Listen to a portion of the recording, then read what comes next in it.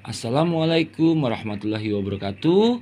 Selamat pagi anak kelas 2 yang soleh dan solehah. Bapak berharap pada hari ini kalian tetap dalam keadaan sehat walafiat. Dan satu lagi, kalian tetap semangat dalam menerima setiap pembelajaran.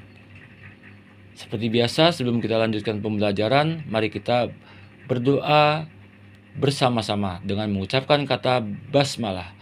Bismillahirrahmanirrahim. Semoga kita diberikan kemudahan dalam setiap pembelajaran. Nah, pada pertemuan kali ini silahkan kalian ambil buku temanya. Lalu segera kalian buka di subtema 4, yaitu mengenai hidup bersih dan sehat di tempat umum. Nah, apa yang dimaksudkan dengan tempat umum?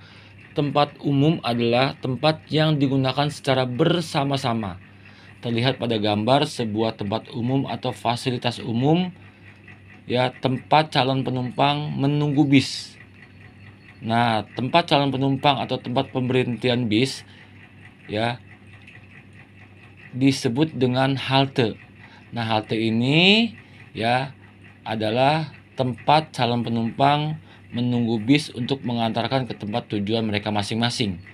Di sini terlihat beberapa orang dewasa dan anak-anak sedang menunggu kedatangan sebuah bis. Nah, baik. Nah, boleh kalian lihat di teksnya juga, ya.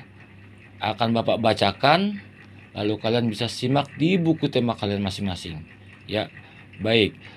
Tempat umum merupakan tempat yang digunakan bersama-sama. Misalnya pasar, stasiun, jalan raya, dan tempat wisata. Di tempat umum biasanya terdapat banyak orang. Menjaga kebersihan tempat umum adalah tanggung jawab kita bersama. Apa yang kamu lakukan untuk menjaga kebersihan tempat umum? Nah, di sini tertulis tempat umum, contohnya adalah pasar, stasiun, jalan raya, dan tempat wisata. Nah, apa yang dimaksud dengan pasar? Pasar adalah tempat bertemunya penjual dan pembeli untuk melakukan transaksi jual beli. Nah, pasar ini jenisnya ada 3 yang kita ketahui. Yang pertama pasar tradisional, kemudian pasar modern, dan pasar digital. Nah, perbedaan pasar tradisional, modern, dan digital sedikit akan Bapak bahas. Tolong kalian simak baik-baik. Yang pertama, perbedaan dari pasar tradisional. Yang pertama, ya, pasar tradisional itu dimana ketika kita melakukan pembelian, yaitu dibayarkan dengan tunai atau dengan cash, ya, langsung dengan uang kita. Kemudian di pasar tradisional itu dikenal dengan tawar menawar, ya. Ketika kita ingin membeli suatu barang, ya, kita boleh menawar kepada penjualnya. Nah, berbeda dengan pasar modern.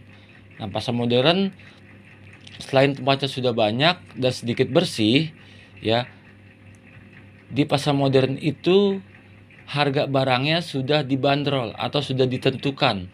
Biasanya sudah tertulis di benda tersebut atau di tempat benda tersebut. Jadi tidak ada tawar-menawar. Kita membayar barang sesuai dengan harga yang sudah dicantumkan. Kemudian zaman semakin maju, semakin canggih. Nah, dibutuhkanlah pasar ketiga, yaitu dikenal dengan pasar digital atau pasar yang dilakukan ketika kita menjual dan membeli barangnya melalui internet, ya, melalui media internet. Pemasarannya melalui digital atau digital marketing, ya. Jadi pasarnya itu memasarkannya dan membelinya kita melalui internet, ya. Jadi kita hanya bisa melihat gambarnya, contoh-contoh barangnya, ya, tanpa kita melihat langsung. Nah, tapi ketika kita memesan atau membeli barangnya itu akan dikirim, ya. Nah, kita tinggal menunggu di rumah. Nah, apakah barangnya sesuai atau tidak? Nah, itu zaman di mana dikenal dengan pasar digital atau kita membeli dengan atau secara online. Nah, itulah perbedaan dari ketiga pasar antara pasar tradisional, modern, dan pasar digital. Ya, baik. Kemudian di sini ada stasiun. Stasiun itu apa sih? Nah, yang dimaksud dengan stasiun adalah tempat untuk datang dan tempat pemberangkatan dan pemberhentian kereta. Ya, kadang kita kan bepergian itu ke suatu tempat yang jauh atau yang dekat, itu kan ada beberapa alat transportasi.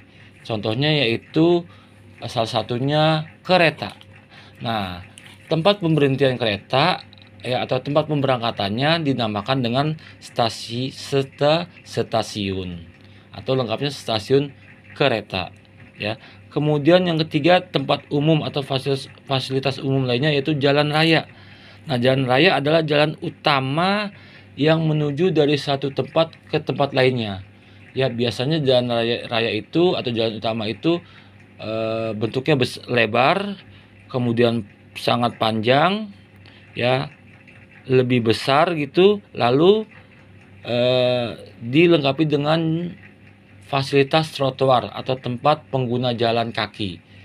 Ya, jadi kalau jalan raya itu adalah jalan utama ya, biasanya lebih lebar, lebih besar ya. Kemudian juga kadang dilengkapi atau sering kita lihat adanya trotoar sebagai tempat pengguna jalan kaki ya. Kemudian ada lagi tempat wisata. Nah, tempat wisata ini adalah tempat untuk orang berlibur atau bersenang-senang. Ya, jadi tempat wisata adalah tempat yang sering dikunjungi seseorang atau beberapa kelompok orang untuk bertujuan senang-senang atau bergembira. Nah, itu definisi dari tempat wisata. Nah, tadi sudah Bapak jelaskan sedikit pengertian dari apa itu pasar, stasiun, jalan raya, dan tempat wisata. Lalu pertanyaannya, apa yang kamu lakukan untuk menjaga kebersihan tempat umum atau fasilitas umum tersebut? Ya, tentu kita mengikuti aturan yang berlaku. Ya, kita tidak membuang sampah ya secara sembarangan, kemudian merusak peralatan yang ada di tempat umum tersebut, kemudian tidak mencoret-coret tempat umum tersebut. Nah, lalu kita ikuti semua aturan itu ya, sehingga tempat atau fasilitas umum itu tetap terjaga. Nah, itulah yang kita lakukan ya, tidak membuang sampah sembarangan, kemudian tidak mencoret-coret yang ada di sekitar tempat umum tersebut ya, lalu juga tidak merusak. Nah, itu adalah cara kita menjaga keberadaan atau menjaga kebersihan dari tempat tersebut. Paham ya sampai di sini ya? Nah, setelah kalian simak penjelasan dari Bapak, diharapkan kalian mengetahui bagaimana cara menjaga kebersihan tempat umum. Lalu yaitu bagaimana cara membedakan jenis-jenis dari tempat umum tersebut. Nah, setelah kalian simak penjelasan dari Bapak akan segera memberikan tugas pembelajaran atau latihan pembelajaran mengenai apa itu tempat umum ya, lalu jenis-jenis tempat umum dan perbedaannya. Paham sampai di sini? Ya, jika ada yang belum paham bisa tanyakan kepada Bapak. Ya.